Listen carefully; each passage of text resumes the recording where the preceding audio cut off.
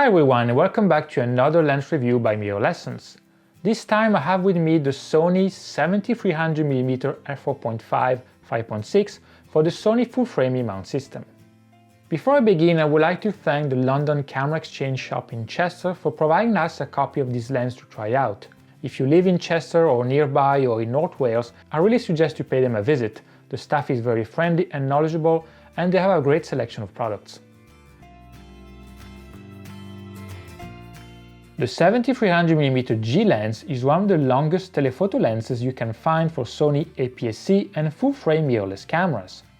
Actually, at the time of publishing this video, it is the longest you can find, but that is likely to change in the future. It comes with an excellent build quality and is dust and moisture resistant.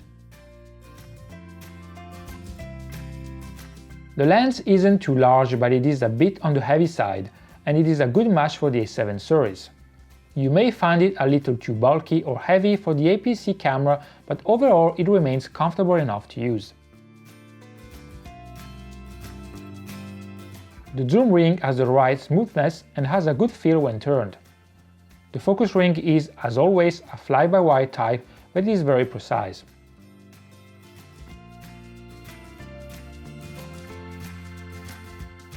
On the side we find useful switches to activate the autofocus or manual focus modes, set the focus limiter or engage the optical stabilization.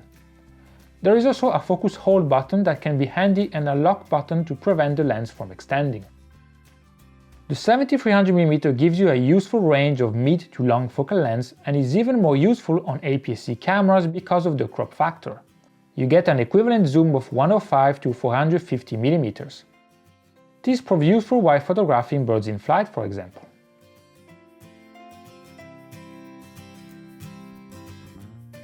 When it comes to sharpness, this lens managed to surprise me.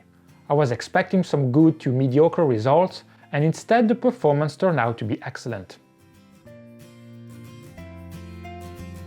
The 7300mm gives you very good sharpness from the fastest apertures and at short or medium focus distances. At longer focus distances, the performance slightly decreases but remains more than decent overall.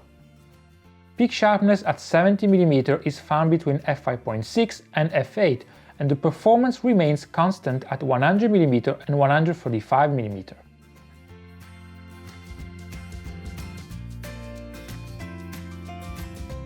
At 200mm, f8 is the best, but 5.6 and f11 aren't far behind. At 300mm you need to stop down to f8 or f11 for the best results. At the edges the performance is slightly worse than the center, but overall there isn't a lot to complain about.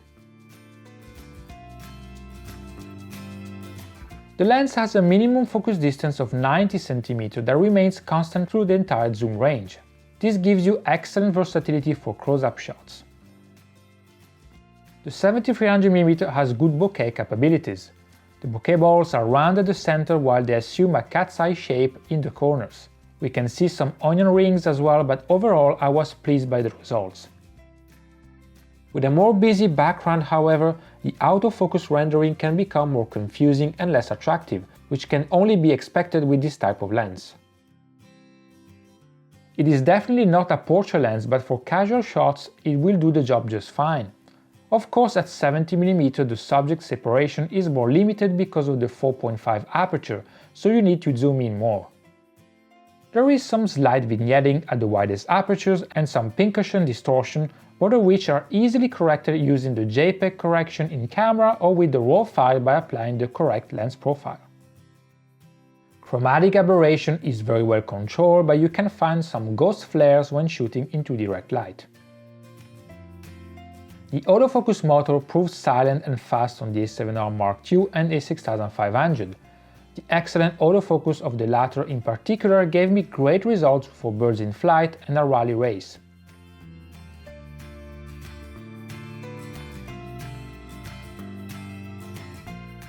The lens includes optical stabilization.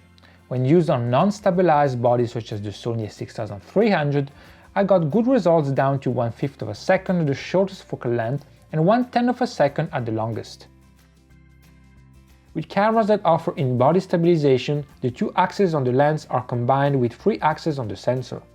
However, with both the A7R Mark II and the 6500, I wasn't able to push the performance beyond the results I got before.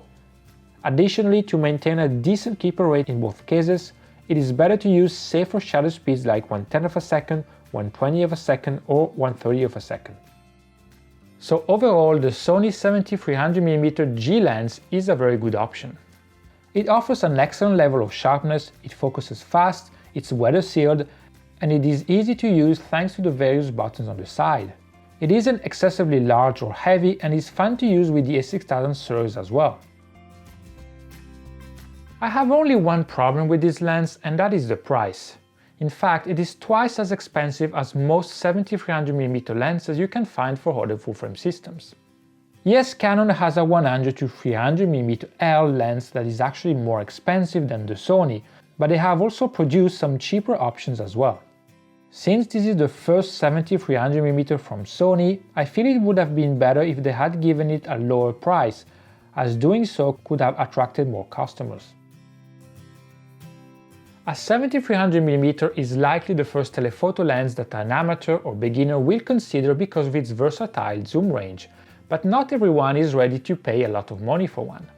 This Sony lens is very good, I'll give you that, but I'm not sure it is worth this high price, but of course that is my personal opinion. So as usual, thank you for watching, don't hesitate to like and subscribe or leave a comment if you have any questions, and see you soon. Bye bye!